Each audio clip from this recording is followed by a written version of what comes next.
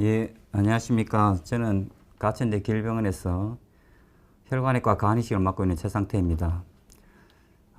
제가 외과 분야의 각자 맡은 분야는 수술 내용에 따라서 중거리, 장거리, 달리기에 비유되고 하는데요.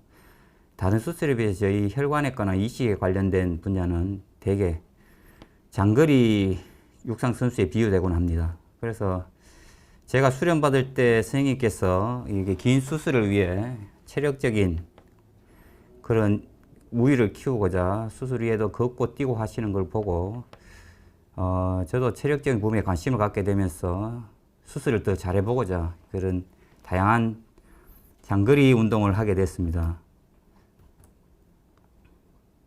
제가 근무하고 있는 병원의 모습이고요. 그래서 저는 이런 10km 달리기부터 마라톤, 풀코스 다양한 이 수술에서 좋은 영향을 발휘해서 혈관이나 이식에 있어서 좋은 결과를 마련하기 위해서 다양한 운동을 하게 됐었는데요. 그래서 마라톤부터 장거리 달리기, 그리고 산악 마라톤, 그리고 철인 경기까지 다양한 능력을 통해서 이렇게 수술에 도움이 되고자 하는 영향에 관심을 갖게 되었습니다. 그래서 이런 장거리, 자전거 타기 이런 것도 관심을 뒀고 정말 세상에는 다양한 그런 장거리 능력이나 체력적인 우위를 만들 수 있는 운동량이 많더라고요. 그래서 이런 얘기들이 사실 더 재밌을 수 있겠지만 제가 오늘 할 수 있는 거는 제가 하는 관련 분야 중에 수술 관련 분야에 대해서 소개시켜 드리고자 하는데 만성 심부전 환자에서 소개시켜 드리고자 합니다. 대개 우리 신장 투석이나 투석실에서나 내과적인 문제에 관한 데서는 많은 내용들이 있더라고요. 그래서 저는 일반인들이나 환자분들이 잘 보시기 어려운 수술장애의 모습들에 대해서 제가 단순한 그림과 사진을 통해서 환자분들과 관련된 분들의 이해를 조금 돕고자 제가 준비해 봤습니다. 처음에 이런 시간들이 너무 긴장이 돼서 처음에 좀 쓸모없는 얘기지만 제 일상에 대해서 말씀드렸습니다. 지금부터 한번 알아보도록 하겠습니다.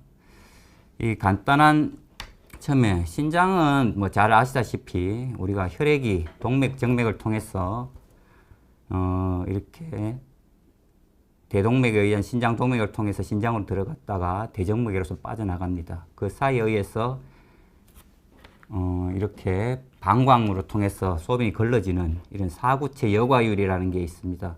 이런 작용에 의해서 여러 가지 요독이나 수분이 제거되고 그래서 환자분이 특별한 문제를 느끼지 않는데 이런 기능이 깨진 상태에서는 요독 증상도 생기고 수분도 차서 숨이 차고 다양한 심부전증 증상이 생길 수 있습니다. 그래서 기본적으로 사구체 여과율이란 이렇게 아까 말씀드린 것처럼 신장 동맥에서 동맥에서 혈관이 나와서 정맥으로 빠져나갈 사이에 걸러지는 노폐물과 수분이 걸러지는 그런 역할을 얘기합니다.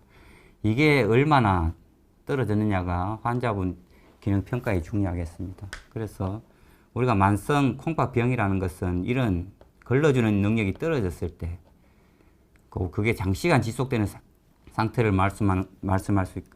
얘기할 수 있고요. 이게 지속되는 경우는 뭔가 이렇게 신장을 기능을 대체할 수 있는 다양한 방법, 혈관 투석이나 복막 투석이나 이식 같은 게 필요한 시기를 알 수 있습니다.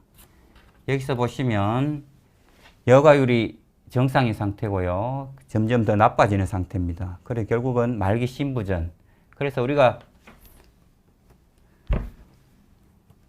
투석을 하게 되는 경우는 이때까지 기다릴 수는 없고요. 그래서 대부분 우리가 어느 정도 신장 기능이 악화돼 예상하는 시점에서 중정도 사구체 여과율이 감소한 상태에서 수술을 결정하게 됩니다. 그래서 우리가 혈관을 투석을 하려면 이 동정맥류, 신장 기능을 대신할 수 있는 그런 장치를 몸에, 장치는 아니지만 그런 수술 과정이 필요한데 결국은 환자의 동맥혈을 끌어내서 신장 투석기를 돌리고 나서 정맥으로 다시 집어넣는 이런 유입류, 유출류 장치가 필요합니다. 그래서 이거를 동정맥류라고 하고요. 그래서 이렇게 대개는 자가정맥을 쓰거나 아까 얘기한 것 그게 안 된다면 혈관이 너무 없는 경우에는 인조혈관 오른쪽처럼 저는 특수한 화학 구조물인 인조혈관을 사용하게 됩니다. 우리 몸의 동맥입니다. 이렇게 심장에서 오고 심장에서 뻗어나오는 동맥이 이렇게 대체로는 이렇게 전신순환을 하고 나서 다시 이렇게 심장으로 폐순환으로 다시 들어가는 과정입니다. 유출, 유입입니다. 이런 표면에 있는 혈관들이 뚜렷한 경우에는 직접 연결을 하지만 그게 없는 경우는 이렇게 사이에 중간에 인조혈관이 필요한 경우가 있습니다. 그래서 이거는 투석학회 자료인데요. 결국 동맥, 정맥을 이렇게 연결하는 장치를 해서 이게 충분히 압력에 의한 이 혈관이 크게 자랍니다. 이걸 성숙이라고 표현하는데 이렇게 되면 피를 뽑아서 투석기를 돌려서 다시 집어넣는 이런 자가혈관을 위한 동정면의 이런 모양이 되겠고요. 그게 이런 혈관이 없는 경우 여기처럼 이렇게 인조혈관을 이렇게 파이프 라인을 묻는 것처럼 이렇게 묻어야 되는 경우가 있습니다. 그러면 이런 동정맥 수술을 언제 하느냐. 우리 신장 기능이 점점 내과에서 나쁘다고 얘기하는 경우가 있습니다. 그래서 환자분도 요독성 증상이 조금 생기고 소변량도 줄어들고 하면서 저희가 순차적으로 아까 얘기한 사구체 여과율이라는 것을 평가합니다. 그게 점점 걸러주는 능력이 떨어지면서 이게 환자 콩팥병이 심해지는 단계.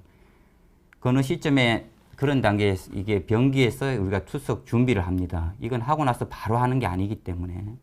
그래서 신장 기능에 지속적인 감시를 보이는 환자에서는 그 전이라도 좀 빨리 이 장치를 만들어야 되는 경우가 있는데 그렇지 않다면 급하게 환자분이 상태가 많이 나빠져서 와서 응급으로 투석을 해야 되는 경우에는 이렇게 목에 임시관을 넣어서 주렁주렁 관이 외부에 노출돼서 정말 환자분이 약간 힘든 상황이 마련될 수 있습니다. 그래서 충분히 콩팥 기능이 나빠질 걸 예상되는 시점에서 미리 만들어주는 게 중요하겠습니다.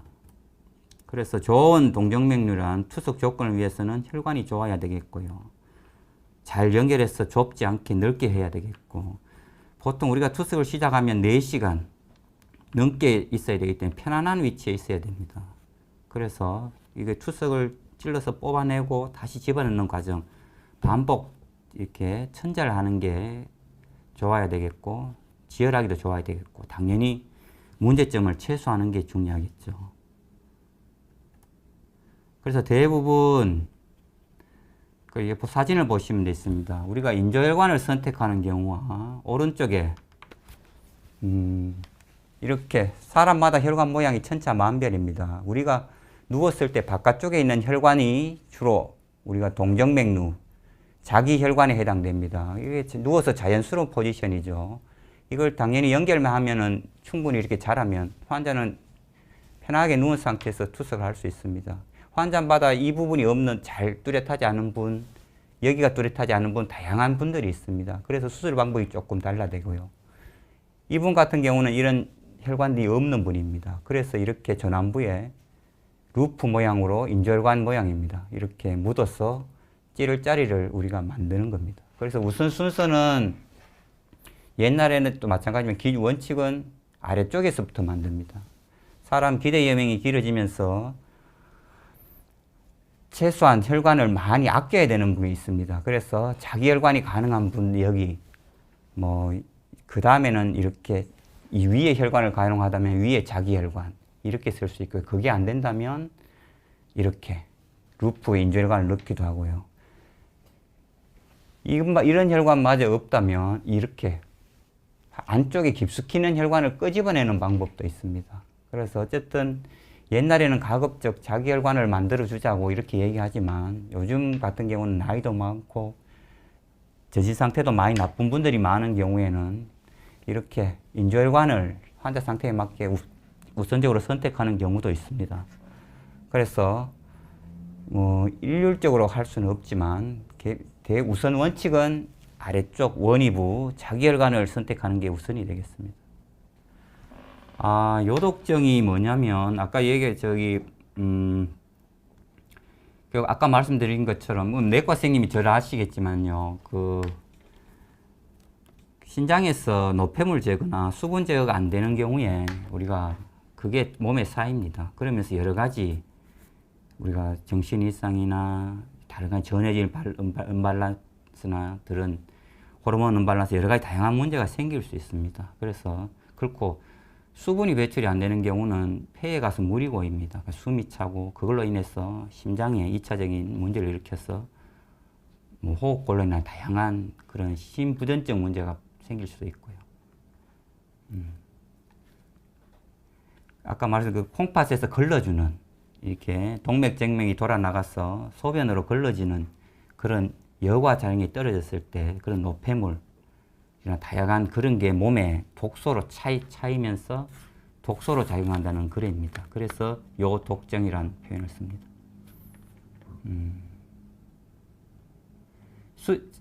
수신증 제가 다 얘기할 수는 없습니다만 수신증이란 말은 수신증 원인이 있습니다. 그게 소변 배출이 안 되면서 이게 신장이 커지는 경우인데요. 그게 대부분 마지막 단계에서 여과가 된 소변이 여관을 통해서 방광으로 빠져나가는 길에서 문제가 있는지 그 중간에 문제가 있는지 다양한 원인이 있겠습니다. 대부분 수신증이라 그러면 신장을 지난 이후에 소변 빠져나가는 길, 여관 협착이나 방광의 문제 그런 경우가 많습니다. 그런 거를 어떻게든 조절을 해야 되겠고요. 보통 비뇨기과나 이런 그 여관이 내려가는 길을 검사하기도 하고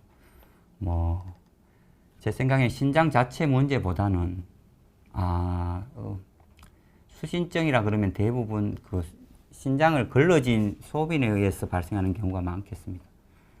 이게 문제가 질문이 많이 이거 내과적인 문제도 많이 있는 것 같아서요. 제가 나중에 내과 선생님에게 또 질문을 하시면 될 것 같습니다. 어쨌든 동경육림의 선택은 이렇게 합니다. 쉽게 보시면 되겠습니다. 그 장점이 있습니다. 아까 얘기한 것처럼 동맥의 장점은 이런 혈관은 처음에는 작기 때문에 자라야 됩니다. 높은 압력에 동맥피가 가면서 이렇게 커집니다. 그렇죠. 어떤 사람은 커지지 않는 사람도 있고요. 그래서 그런 게 문제가 돼서 실제 잘 사용 못하는 경우도 있고요. 그렇지만 이 인조혈관 같은 경우는 6mm, 4에서 6mm 이런 파이프 라인 직경이 정해지기 때문에 이렇게 커지는 걸 기다릴 필요 없이 바로 시간이 어느 정도 지나면 바로 투치만 할 수 있습니다. 그렇지만 보시다시피 수술이 훨씬 크고요. 이게 여러 가지 인조혈관, 이물질에 의한 감염증, 여러 변화들, 그게 실제 장기 개존율은 초기에는 2, 3년까지는 비슷하지만 자기 정맥 같은 경우는 긴 장기간 5년, 10년까지 가는 경우는 훨씬 더 그 개존율이 유리합니다. 그렇고 아까 말씀드린 것처럼 자가혈관 같은 경우는 얘기하자면 많이 안 자랐어. 성숙 실패라 그러죠. 그래서 못 쓰는 경우가 있고 그런 경우는 다시 인조혈관을 넣기도 하는데요. 그래서 초기 선택이 가장 중요하겠습니다. 비슷합니다. 여기 보면 장기간 인조혈관이나 자가혈관 같은 경우 개통률이 비슷하고요. 그래서 그렇지만 장기간 더 멀리 봤을 때는 조금 자기혈관이 유리한 걸로. 보통 우리가 이런 정맥이 중요합니다. 누웠을 때 자연스러운 포지션. 사진이 이렇습니다. 우리 몸에 깊은 데 있는 빠져나가는 혈관, 표면에 피부 밑에 바로 있는 혈관, 이 혈관이 주요 타겟이 되겠죠. 사람마다 모양이 천차만별입니다.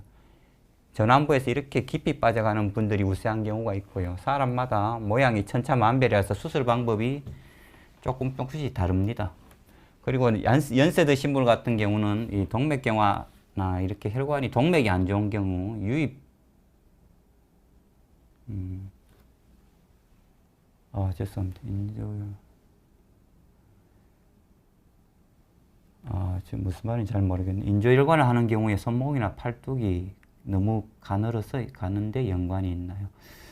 너무 작은 무슨 제 얘기가 이렇게 혈관 투석을 하기 위해서 소아 같은 경우는 혈관이 너무 작은 경우에는 대부분 복막 투석을 하는 경우가 훨씬 많습니다. 그리고 정말 여성분들 중에 너무 혈관이 작은 경우에도 이 투석 장치가 만들기 조금 힘든 경우는 있습니다. 그래서 뱃속에 관을 넣어서 복막 투석으로 소아처럼 그렇게 하는 경우도 있습니다.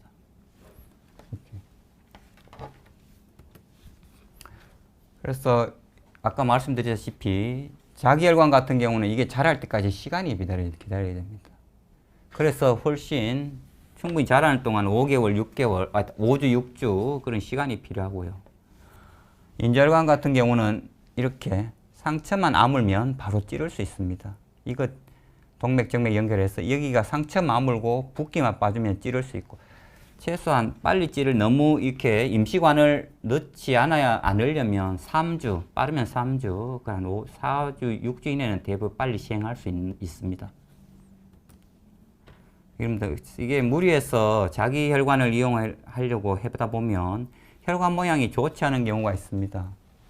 뚜렷하게 명확하게 자란 사람이 없는 경우죠. 이분처럼 이렇게 좀 명확한 분이 있으면 연결해주면 뚜렷하게 한 가지 혈관이 커집니다.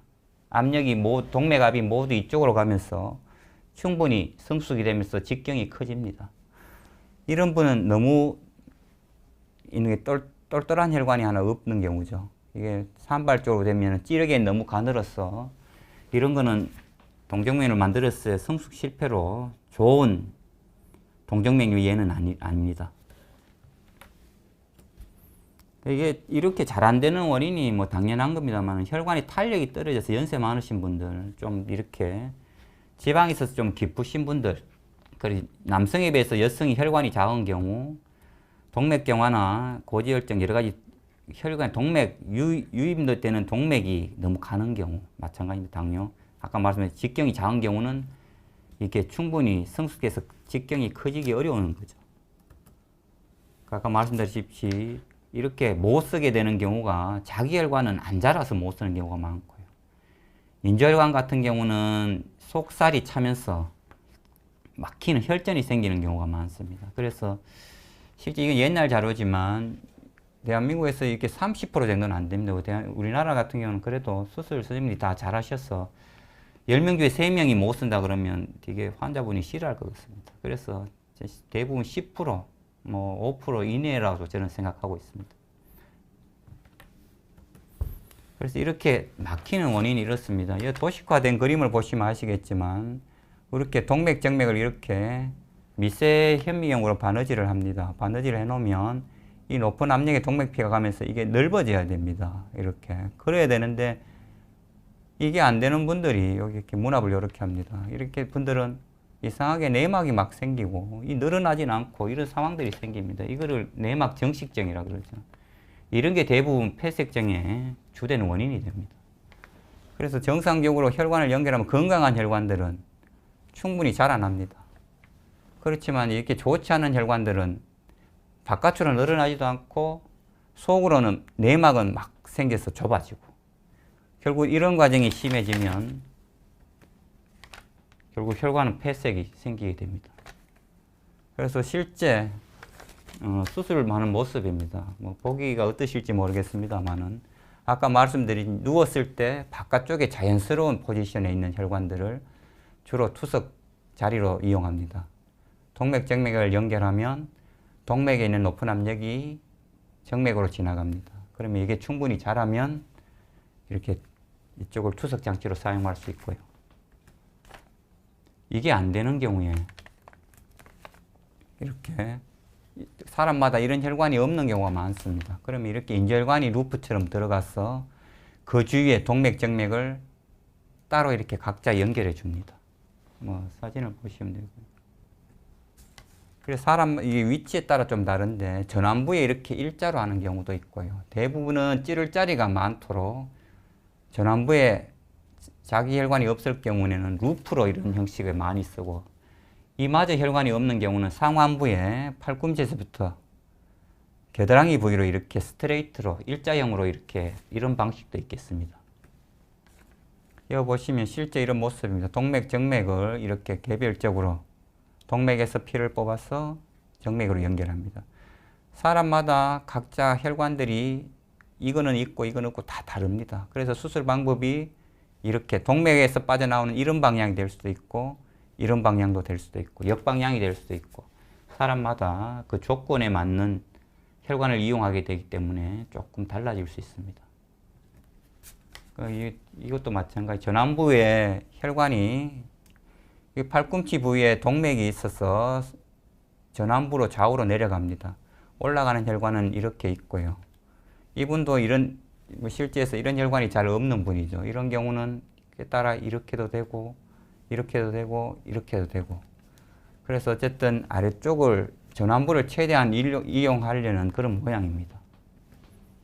그래서 아까 또 다른 얘기로 너무 복잡하실지 모르겠는데 어쨌든 동정맥류를 만들 때는 대부분 부분 마취를 합니다. 이게 크게 환자분 컨디션이 안 좋은 경우도 많고요. 그래서 대부분 부분 마취제를 주입하면 하는 데는 문제가 없습니다. 실제 인조혈관을 이용하는 경우는 조금 수술 범위나 이런 게 좀 커져서 통증이 좀 자기 혈관보다는 절개 부위가 많아서 조금 불편하고 붓기 이런 거는 좀 더 오래 갈 수는 있습니다.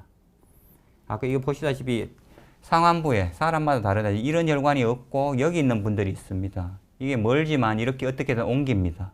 이렇게 상완부 동맥 연결주면 이게 굵게 자라죠. 어떤 분들은 여름에 반팔 입기 좋다고 이런 걸 좋아하시는 분들도 있습니다. 밑에는 안 보이고 위에 혈관 있는 경우 이게 어쨌든 혈관이 자라서 두드러져야 되거든요. 그래야 투석실에서 찌르기도 편하고 하거든. 편해서 어쨌든 상완부의 자기 정맥을 위한 동정맥 이런 모양이 될 겁니다. 그래서 여기도 보시다시피 이런 혈관마저 없는 분들이 있습니다. 이런 혈관이 없으면 여기 혈관은 정맥은 아주 깊숙이 들어갑니다. 동맥 가까이 있어서 그래도 자기 혈관이 있다면 이거를 어거지로 이 바깥으로 피부 바깥으로 끄집어 올리는 그런 수술을 하는 경우도 있습니다. 여기 보시면 이 환자분은 예를 들면 이런 게 없는 경우에 깊숙이 있는 정맥을 참 보기 옛날인데 이 수술이 자국이 좀 컸습니다만은 깊숙이 있는 혈관을 우리가 누워서 편한 위치 몸 바깥쪽으로 이렇게 뽑아 올리는 수술을 합니다. 여기다 보시면 이렇게 이런 혈관이 없는 경우를 뽑아 올리는 거죠. 이 수술 시간이 훨씬 오래 걸립니다. 그렇지만 이렇게 굵은 혈관이면 이런 경우는 굉장히 오래 쓸 수 있을 것 같습니다. 마찬가지. 그래서 이분도 마찬가지입니다. 전완부의 바깥쪽에 있는데 이분은 여기 혈관이 없습니다. 이거는 가늘고 공교롭게도 이 아래쪽 밑에 있습니다. 이걸 우리가 투석을 하게 되면 4시간 이상 누워 있어야 되는데 이런 경우에 밑에 있으면 이렇게 포지션을 잡기가 굉장히 힘듭니다. 그래서 자연스러운 위치 여기로 이렇게 끄집어 올리는 수술입니다. 누웠을 때 편안한 위치로 반대쪽인 혈관을 이렇게 뽑아 올려서 연결하는 겁니다. 이렇게 해서 다 사용하고 혈관이 너무 안 좋은 경우는 다리에서 하는 경우도 있는데 이런 경우는 팔보다 조건이 좋지는 않습니다. 그래서 임파선도 많아서 감염의 위험도 높고요. 합병증 발생이 팔에서 하는 것보다 훨씬 높습니다. 이런 방식은 이렇게 했고요. 결국은 이렇게 수술하고 나서 할 때 이게 또 관리하는 게 중요합니다. 우리가 이렇게 무슨 파이프나 이렇게 수도나 라인을 만들었을 때 이게 계속 개통이 유지되면서 이렇게 하기 쉽지 않지 않습니까? 그죠? 그리고 우리 혈관도 몸도 마찬가지입니다. 이렇게 동정맥을 만들어 놨어도 평생 쓸 수 있는 건 아니거든요. 그래서 여러 가지 이유에 의해서 이렇게 속살이 차서 막히고 찌른 자리가 좁아지고 자기 혈관과 정맥, 인조혈관을 연결하는 데가 좁아지고 이렇게 됩니다. 대부분 이런 자리가 주로 해발돼요. 문제는 어느 정도 유지만 되면 이런 부분을 고쳐서 이쪽 자리를 계속 지속적으로 투석할 수 있습니다. 바늘로 투침을. 그래서 그런 경우가 있고요. 이런 게 없이도 투석 중에 너무 수분을 많이 빼버리는 거나 이렇게 너무 세게 누르거나 이러면은 또 이렇게 투석 이런 흐름 자체가 원활하지 않아서 환자분한테 문제가 되는 경우도 있습니다. 그래서 이런 경우를 우리가 마켓에 고쳐 쓰는데요. 이런 경우는 아까 얘기한 것처럼 초창기에 이런 걸 할 필요 없고 조금 손보면 찌른 자리를 계속 쓸 수 있습니다. 그래서 환자분이 굉장히 만족해 합니다. 그래서 그렇지만 그걸 시술하는 데 있어서 조금 경험이 필요하겠죠. 아까 얘기하신 것처럼 요런 데 좁아집니다. 여기 찌를 자리가 충분하면 자리를 바꿔서 새로 연결하면 이쪽 여기가 좁아진데 약했던 흐름이 새로 연결한 부위에서 이렇게 흐름이 많아지면 이쪽에 투침하기가 훨씬 용이하겠죠. 이렇게 조금 고쳐서 환자의 투석을 지속할 수 있습니다. 여기 보시면 인조혈관은 실제 이렇게 생겼습니다. 눈으로 두드러지고 피부 밑에 묻힌 오래된 혈관이고요. 이렇게 오랫동안 이렇게 많이 찌르다 보면 피부나 이렇게 바늘에 상처로 해서 이렇게 상처가 생깁니다. 그래서 이렇게 조연계를 넣었을 때 흐름이 끊어진 상태입니다. 그래서 이런 걸 우리가 또 고쳐서 쓸 수 있습니다. 빼고 이렇게 혈관이나 인조혈관과 동맥을 연결한 부위를 이렇게 넓게 고쳐서 풍선을 없애서 쓰면 어느 수면까지 좀 더 사용할 수 있는 그런 상태로 만드는 겁니다. 그리고 아까 말씀드렸다시피 여기 내부 막히면 위로 깨끗한 혈관으로 새로 연결을 합니다. 이렇게 연결하면 이렇게 좁아서 여기 막혔던 것이 이렇게 새로운 혈관을 통해서 뻗어나가면 이 흐름 자체가 잘 유지되는 겁니다. 그래서 이런 기존에 있던 거의 대부분 혈관들이 이렇게 연결한 부위가 좁아집니다. 여기 보면 이렇게 빠져나가는데 저항이 걸리겠죠. 수술을 안 하고 이렇게 풍선으로 넓히기도 하고요. 이렇게. 마찬가지로 여기 들어오는 동맥이 굉장히 가늘지 않습니까? 이렇게 올라가는 게 약하면 이렇게 넓혔어. 이 흐름 자체를 세게 해서 투석의 그런 혈류 양을 충분히 확보하는 노력을 하고 있습니다. 이런 경우는 뭐 수술하는 것보다 훨씬 좀 시간도 짧게 걸리고 편하겠습니다. 이 동맥류라고 이렇게 보면 또 이렇게 인조혈관에서 반복적인 투침으로 해서 여러 가지 문제점이 생깁니다. 여기 보시면 상처가 나고요. 이게 주위에 그 약해진 부위로 따라 부풀어 올라서 염증도 생기고 딱딱해지고 헐고 여러 가지 문제가 생길 수 있습니다. 이거를 경우에 따라 조금씩 고쳐야 되겠죠.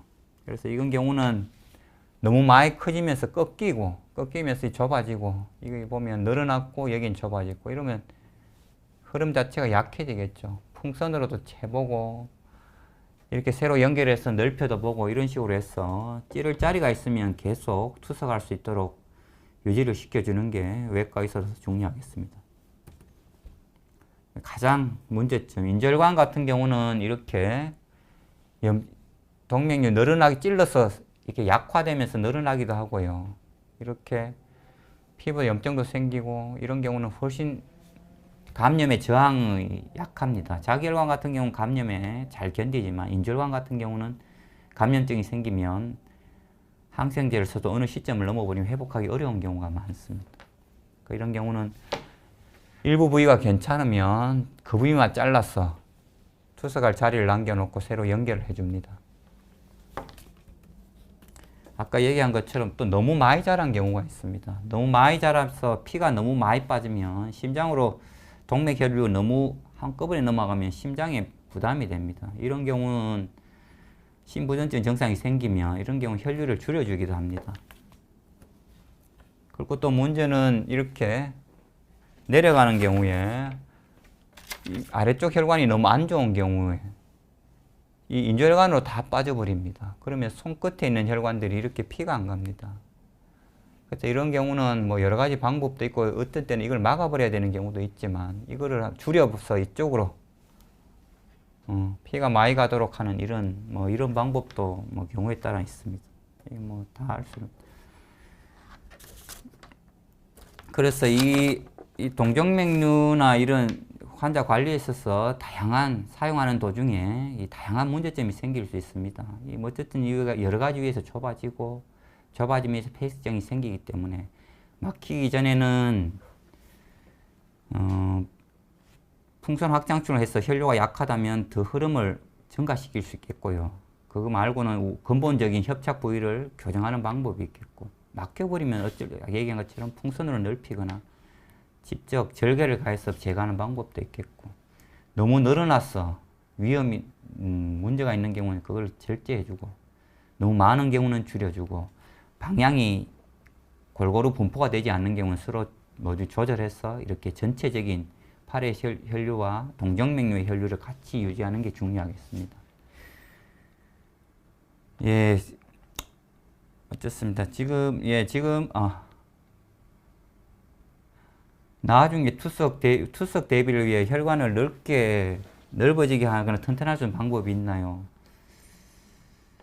그런 건 아니고 대부분 이게 혈관도 동맥도 마찬가지지만 정맥이나 이런 부분도 여러 가지 원인 인자들이 있습니다. 우리가 동맥경화라고 원인 인자라고 알려져 있는 고혈압, 당뇨, 고지혈증, 그 여러 가지 문제들은 혈관을 딱딱하게 내강을 좁아지게 합니다. 그래서 탄력을 떨어지게 하죠. 그래서 그런 지병이 있는 분들은 실제 50이나 이렇게 넘어가면 이게 60 되면 자기 혈관을 사용하기 어려운 경우가 많습니다.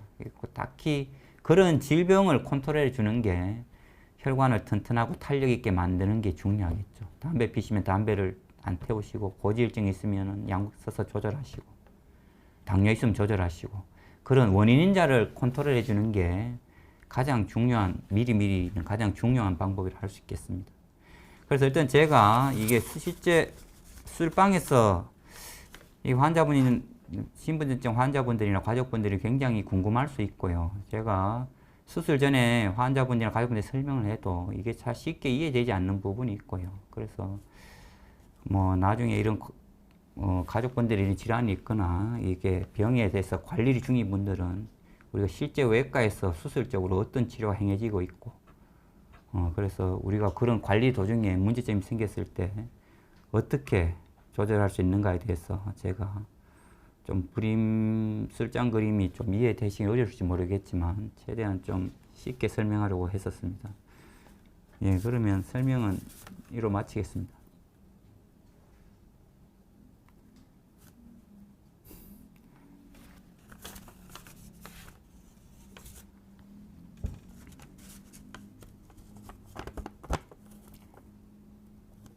이게 사실 그렇죠.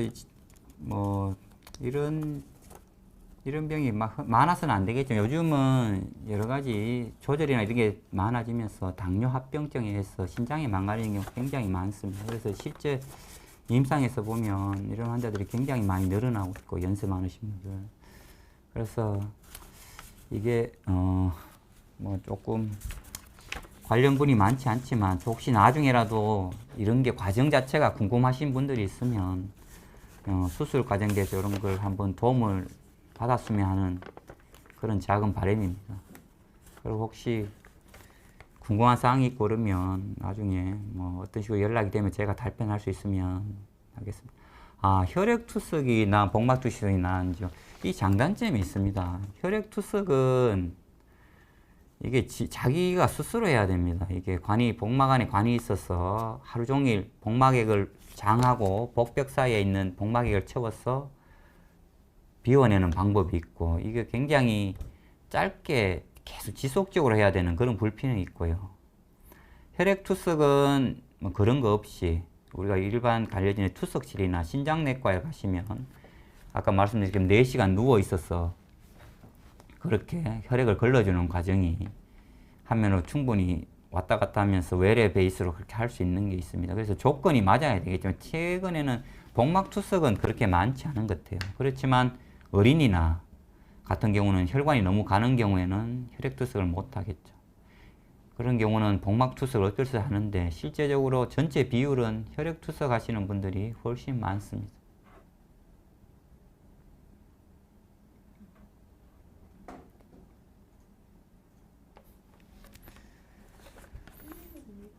예.